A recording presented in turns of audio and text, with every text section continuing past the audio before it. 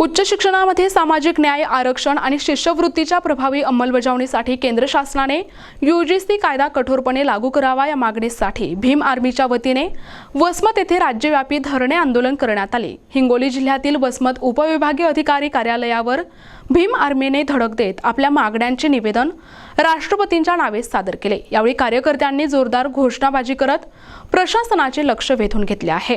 दिनांक 18 फेब्रुवारी 2026 रोजी भीम आर्मी हिंगोली जिल्ह्याच्या वतीने वसमत येथे हे आंदोलन पार पडले। उच्च शिक्षणात मागासवर्गीय विद्यार्थ्यांच्या हक्कांचे संरक्षण व्हावे यासाठी संघटना आक्रमक झाली आहे।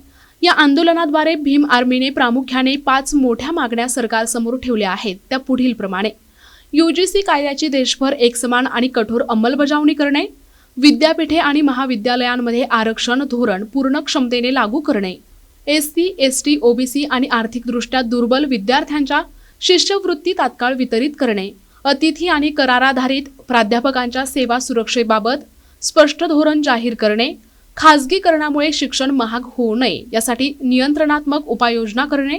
या आंदोलनाचे नेतृत्व जिल्हाध्यक्ष महेंद्र गायकवाड यांनी केले। यावेळी जिल्हा सचिव किसनभाई खरे, औंढा तालुकाध्यक्ष प्रदीप ढगे, वसमत तालुकाध्यक्ष सुभाष इंगोले यांच्यासह निवृत्ती ढेमरे सर, रवी कोल्हे, संपादक एंगडे आणि शेकडो पदाधिकारी आणि कार्यकर्ते उपस्थित होते। वसमत उपविभागीय कार्यालयाबाहेर झालेल्या या आंदोलनामुळे प्रशासकीय वर्तुळात मोठी चर्चा सुरू आहे। राष्ट्रपती महोदयांनी या गंभीर विषयाची दखल घ्यावी अशी मागणी भीम आर्मीने निवेदनातून केली आहे।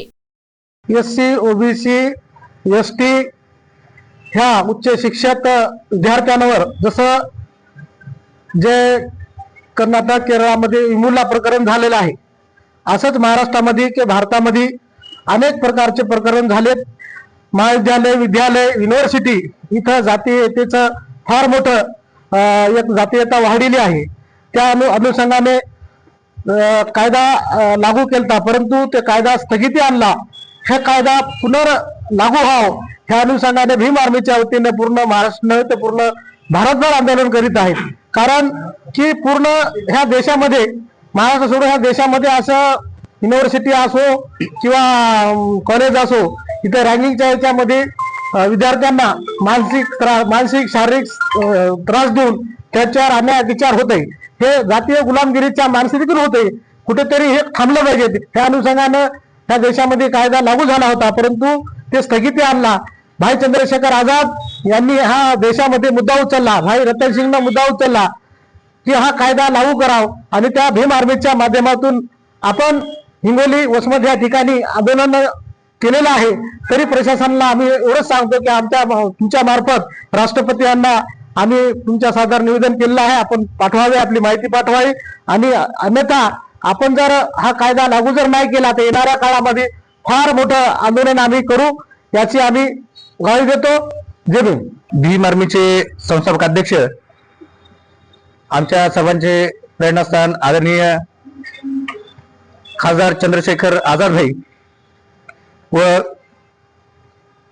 राष्ट्रीय अध्यक्ष विनयरतन सिंग भाई व आमचे महाराष्ट्र प्रदेश अध्यक्ष भीम आर्मी अशोक भाऊ कांबळे यांच्या आदेशाने आपल्या देशामध्ये यूजीसी हा कायदा लागू करण्याच्या स्मरणार्थ आज आपण उपजिल्हा अधिकारी कार्यालय वसमत या ठिकाणी हा कायदा अजून सशक्त व्हावा व या कायद्याची अंमलबजावणी कठोर याच्यात व्हावी म्हणून आपण सर्वजण या ठिकाणी आज उपजिल्हा अधिकारी यांना निवेदन दिलेलं आहे, जेणेकरून भविष्यात आपले उच्च शिक्षण घेणारे सामाजिक न्याय, आरक्षण, शिष्यवृत्ती तसेच संपूर्ण विद्यार्थ्यांना हा कायदा एक कवच कुंडलाचं काम करेल।